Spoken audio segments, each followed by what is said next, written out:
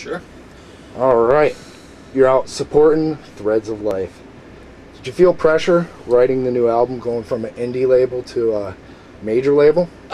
You know, I guess not really as far as like what we were going to write or how it was going to go, but you're always worried about just any change business-wise, how it's going to work, you know, how it all works out. But we had kind of had a contract with Atlantic that wasn't really like most major label contracts. It was pretty artist friendly, to say the least. So we were pretty comfortable as far as how that was going to work. But you're definitely always, you know, it's all, you kind of can get comfortable talking to the same people every day, things like that. But so far it's been cool. They've been opening some doors that, you know, we never had open. But it's not much difference. Labels in general, indie, major, someone's basement, doesn't matter. They're all hurting right now. They're all struggling to figure out how this is going to work. So, did you approach it differently this time, though? We had more time. We were able to take a whole year off from the road, pretty much, which we never would have been able to afford to do before. We spent a lot of time out in LA recording in an amazing studio we probably wouldn't have been able to use. So those things were all different. We approached the process different, but the writing, we just got together in a practice space and wrote songs. That was the same, you know. When did the title come about into the writing process? Probably actually almost 3/4 of the way through the recording process. The lyrics to Forevermore were some of the last ones written, and that's where the phrase Threads of Life came from. So it's funny, I had actually had that lyric from a kind of a solo project song for a long time that fit vocally into that song and kind of just brought it over. And then when we were thinking of titles, we just wrote a bunch on a piece of paper, and that one just really jumped out, and we were all just, you know, and it was also, wasn't, you know, a song title, it wasn't one specific, like, idea, it just kind of was a wide open kind of title. So, and the band made the decision together? Yeah, that's cool. How all decisions are made that way. So, what was the first song done on the album? First song we wrote was probably Dread Uprising, I think. That was one that those riffs had been around for a while, even before we had taken the time off. So, and then after that, I think The Final Call was the next one after that. So, but there were bits and pieces of other songs that started coming up that some of them didn't get finished for a while, even though we've been working on them for a while. So, Dread Uprising was pretty much nailed down way early in the process. Last song done? Might have been Forevermore, wasn't it? Was that one of the last ones? Yeah, I think that was one of the last ones we wrote. Matt had a bunch of the ideas on kind of a home 4-track kind of recording with a, you know, bad drum machine, and we kind of banged that one out, as well as one of the bonus tracks, Fade into Smoke. Some of that was even written on the spot in the studio. So those were the last two that kind of came together. When you write lyrics, do you have to have music to write? Most of the times, yeah, I have to have music to write lyrics to, because you kind of get the vibe from the song. If it's a real fast and aggressive song, it may tend to go that way. If it's a more kind of epic song, you know, you kind of bring some grandiose kind of lyrics into it. I may have ideas about songs written down, like in maybe a phrase here or there, but I don't even think lyrically until I hear some music. What 3 songs best defined the record? Redemption is a big one. I think that sums up a lot about what we do into a, you know, 4-minute kind of microcosm. It's got the, you know, the big chorus. It's got the whole weird technical kind of breakdown with the solo and all that, as well as just some good thrash riffs. Final Call kind of covers every base we've done in it because it's the 8-minute epic of the album. So you're gonna throw the whole kitchen sink into that one. Yep. So that'll sum it up pretty good. Between those 2 songs, I think you get a real good idea of the whole record. You know. Out on tour, talk about the lineup of this tour. This has been a killer tour. We're about a week into it.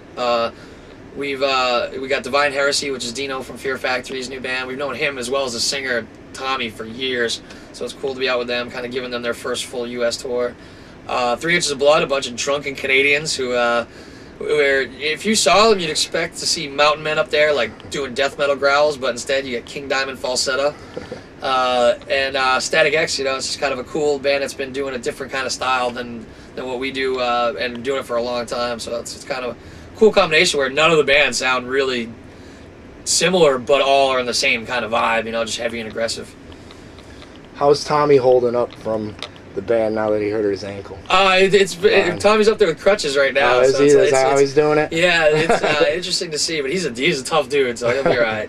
But he went down hard. Nice. You know. Hometown area tonight, correct? Yeah, for most of the guys, this is hometown area, yeah. So all the friends and family are out, so it'll probably be a good time. We got a day off tomorrow, so no need to hold back tonight. Set list, do anything different? Not for the show. No, because this set, we're doing a full headlining set. It's an hour of music. We got a lot of songs. It's flowing real well, so don't really want to mess with the program right now. Find it harder to pick now that you have more albums? Definitely. It's tough to narrow it down, because sometimes you feel like, all right, we got to do a lot of the songs that we did videos for, or the newest single, or things like that. But when you have 10 years worth of material, it's tough to narrow it down. But we have a song from every album in the set, at least one, if not two, from each record. And songs we've never played live before we're doing on this tour. So that's that for us. We always have to do that to make it exciting for us. But there's certain songs you know you're gonna have to play. So sometimes we don't anyway. What'd you think of Sounds of the Underground this year? It was cool, man, but it was definitely a tough tour as far as 15. Anytime you put 15 bands together, logistically it's gonna be a nightmare. Trying to fit it into some of the places we did. But it was cool, you know, it was an eclectic mix. The only thing that's unfortunate for us is we were only playing, 30-minute sets, which made it even harder to write that set list when you're trying to cram it all in. But it was a good time. We just were psyched to get back on the road again. And we've been lucky to do very different tours. Jaeger tour was totally different than that, totally different audience as well. And then something like this is kind of back to doing a headlining type of thing, So we've kind of covered all the bases with the 3 tours we've done. So. After this tour, what's next for the band? Europe. We're going to Europe with Machine Head, Trivium, Dragon Force, and Arch Enemy for about 4 weeks. So that's about 10 or 12 days after we get home. So. August 22nd, you shot a video. Another Hair Loss. Talk about it. When's it going to be out? Actually, the video's kind of been delayed. Okay. We ran into a million problems. So we're actually going to try and get back to the drawing board on this tour. And then have a new update about it then, because we tried to fit it in a little window we had between tours and it just didn't work out. So we got to kind of go back to square one again. So we'll keep you posted. All right. Latest info on the band, where the fans go. Just our website, shadowsfall.com, and our MySpace, just MySpace/shadowsfall. We'll have everything, keep people up to date. Few shows in this tour had to get moved around due to Disney canceling all metal shows at the 2 locations. So you never know. You got to keep an eye out. So come back and check that often. You guys do your own MySpace? How involved are you? I pop onto it occasionally, and I usually only answer the negative mail, because it's more fun. But it's huge now. I mean, it's because before you didn't have a place where people could see pictures, music, and read the bio instantly. Without having to maybe download an MP3 or whatever it is. It's just right there streaming, so it's pretty cool. And for younger bands, it's even better. You don't need to put out music to already start building a fan base.